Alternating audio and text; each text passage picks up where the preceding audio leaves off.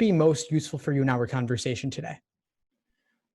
So I'm going to be taking my LSAT in June, and so far I've sort of been doing a lot of like self prep. I heard a mixture of views about like Kaplan and stuff. So I was just wondering like what the benefits were to like a one-on-one sort of, I guess, program in preparing for the LSAT versus like these big classrooms where you come in with your books, and depending on whether or not that's more effective.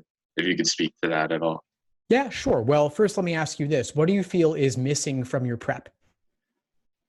I mean, I would say it's just more monotonous of taking a bunch of different practice tests over and over again.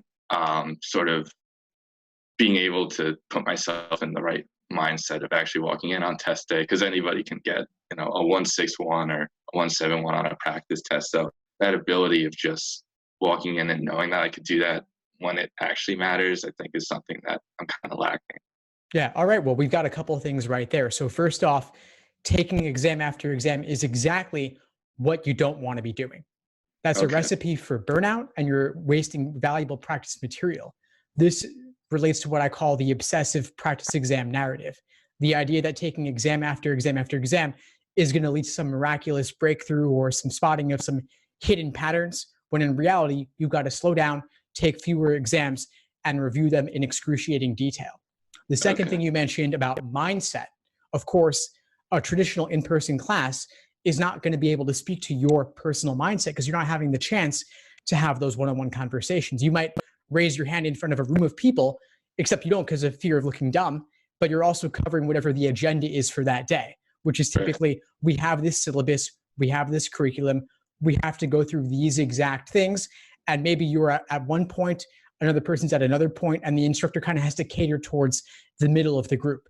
And the middle is typically getting people from the 140s to the 150s, or the low 150s to the high 150s, but typically not too much beyond that. And so if you're aiming for a top score like 165, 170 plus, the class can't relate to that because by definition, it's got to cater to the majority of the people in the group, or else they wouldn't really be serving the needs of the majority of students. Right. So one-on-one coaching can help you figure out what your blind spots are, because you can't see your own blind spots. The other thing is that we could customize and tailor make a plan just for you, based specifically on your areas of strength and weakness. And I love this coaching video project that I've been doing because I've had over 100 video discussions just like this one, and that scales. Because although I'm not having all 100 people in a group at the same time, we're talking through those issues one-on-one, whatever you need in the moment. And so let me ask you, Kyle, aside from what we've covered so far, what do you feel I could help you with right now? I mean, I feel like the one subject that I'm pretty sure it's a kicker for a lot of kids is, or just test takers in general, is logical reasoning, like mind games and the certain different types of just the ability to like read a question and then associate it with a specific type. Like reading comprehension, that never really fazed me too much. I was always good at that. But it's just a matter of you're on the clock and you got to understand like what game this applies to and have like a game plan going into that. So I think that's always something that when I time myself, I struggle with, when it's sort of like sit back and take it at your own pace. When it's in a book or something like that, I can get it, but it's just going to take a lot longer than the time would allow for. Yeah, I mean, the LSAT, a lot of it is pattern recognition. So we could speak a little bit about that. When it comes to games, you have ordering, grouping, combinations, rare types. And so you want to think, which of those major categories does a particular game fall within? What tasks are they asking you to do? Is it a sequence or a chronology of some kind, or is it group one and group two, or is it in and out? Then in logical reasoning, of course, you have question stem types like strengthen, weaken, necessary assumption, and it's important to be able to properly distinguish between those. But then you also have methods of reasoning in the stimulus and patterns there. So you might have correlation causation issues, or necessary and sufficient condition confusion, or ad hominem personal attacks, or absolute versus relative percentages. So things like that, where there are methods of reasoning that you want to be proficient in, so that when you come across a new question on test day, even if the topic is different, you can relate it back to something you've seen before. So I wouldn't want you to only do questions by question stem type. There's also value in doing full sections and seeing the patterns and the mistakes you're making overall. Okay. What does your review process look like right now? So typically I took my first diagnostic. When you signed up with LSAT, you get that free account.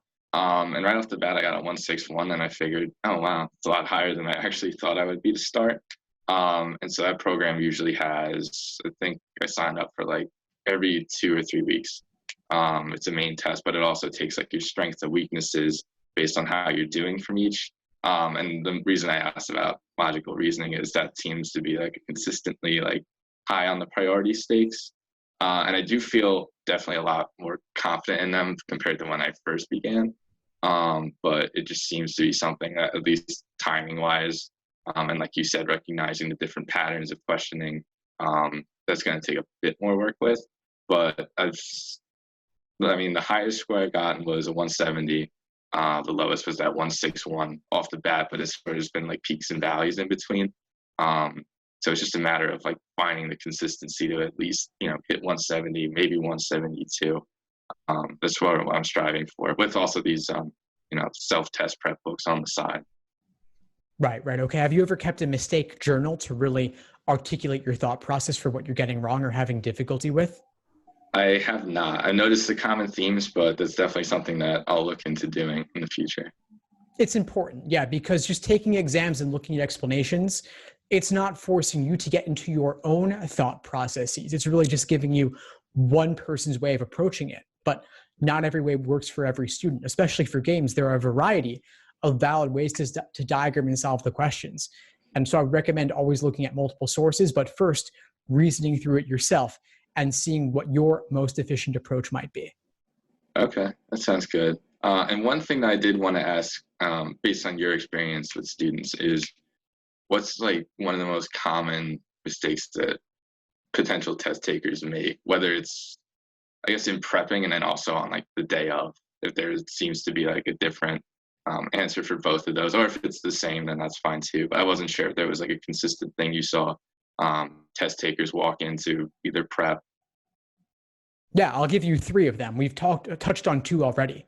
The first one is what I call the obsessive practice exam narrative, taking exam after exam, measuring results, being happy or sad about them, and moving on. And of course, the problem there is that you're wasting valuable practice material and also wasting your time.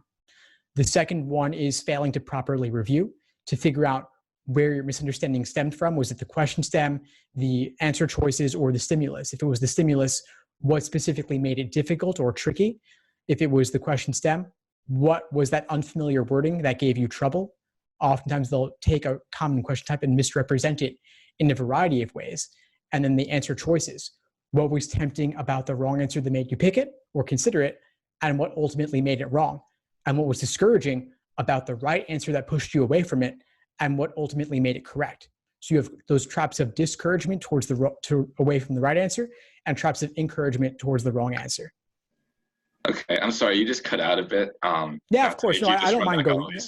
Yeah, of course, I don't mind going through it again. It's all right. So there are 3 particular common mistakes I noticed from students, and we've touched on 2 of them already. The first is that obsessive practice exam narrative, taking exam after exam, measuring your results, looking for hidden patterns, moving on to the next. The problem is that you're burning through valuable practice material and also wasting your time without building the foundation first and slowing down. The second one is failing to properly review. So I have what I call the Socratic review method. And in this method, what you're doing is you're figuring out where your misunderstanding stemmed from. Was it the stimulus, the question stem, or the choices? In the stimulus, if it was there, what was the method of reasoning? Did you thoroughly take the time to understand it? And what are the different ways that LSAC increased the difficulty level of the stimulus? For example, they might bury the conclusion in the middle. They might use a topic that nobody likes, like science or philosophy, or they might use those annoying words like unless, except, until, or without. So you got to figure out what was ramping up the difficulty for you specifically. If it was the question stem, sometimes they take common question stem types, but dress them up in unfamiliar ways with unfamiliar vocabulary or phrases. So you want to see if it was there, or if it was in the choices. Specifically, what was tempting about the wrong answer that made you pick it, and what ultimately makes it wrong, and what was discouraging about the right answer that pushes you away from it, and what ultimately makes it correct. So you have these traps of encouragement towards the wrong answer and traps of discouragement away from the right answer. So that's the second one, review. The third one is really just a mindset one, placing too much importance on any one particular LSAT administration. Because while the LSAT as a whole is incredibly important, no one particular test date will make or break you. You can always retake. Law schools do not average multiple scores. They only take the highest. Right. Yeah, that's one thing just to follow up with is originally I was planning on doing the July test, but that was of the format that you wouldn't get the answers or the full test at all back once you finish, compared to the one in June where once you submit it, you get a whole copy of sort of like your SATs, like you never see them again once you hand them in. That's what July is. The June one is you get all the right and the wrong, the good and the bad. And I think, maybe just asking your opinion, I feel that the June one, knock on wood, I don't have to take the LSAT again. It's a one and done. But in the instance that somehow I wasn't happy with my first try. Other than that, you don't see like there's any real difference between a June and a September test, just aside from that. Yeah, there's no difference. I mean, some tests are disclosed. 3 per year are released where you get a full copy of the exam. The rest are all undisclosed. It doesn't really make a difference, but I could certainly see psychologically how it's nice to be able to see what you got right and what you got wrong. I wouldn't choose a particular test date for that reason alone. But we're speaking right now in February. If you feel like you could be ready by June, then yeah, go for June, and then you get the exam back as a bonus. Okay, that sounds good. Well, I mean, I think that's all the major topics that I wanted to hit today. I do appreciate you taking the time. Sorry for the technical difficulties, but other than that, I found this very insightful. Looked onto your show, your YouTube channel. I got a lot out of it. Looking forward to the big talk tonight with Baylor. Yep, Baylor. Yeah, right. Awesome, Kyle. Well, I'm glad we connected. Before we sign off, what would you say is the biggest insight you got from our call today? I'd say definitely that, not that I was doing everything wrong per se, but definitely just stepping back and going forward with test prep, like actually noting down what I got wrong, trying to learn from it instead of just beating into my head with repeated testing, and actually just taking stock in what I'm doing. So awesome. Well, glad I could help. Please keep in touch. Thank you, Steve. Appreciate it. Thanks for tuning into the show. Please subscribe if you haven't done so already to be notified of new episodes as I release them. And feel free to reach out if you need anything at all as you move forward with your prep. I'm happy to help however I can. In the meantime, I'll wish you all the best and take care.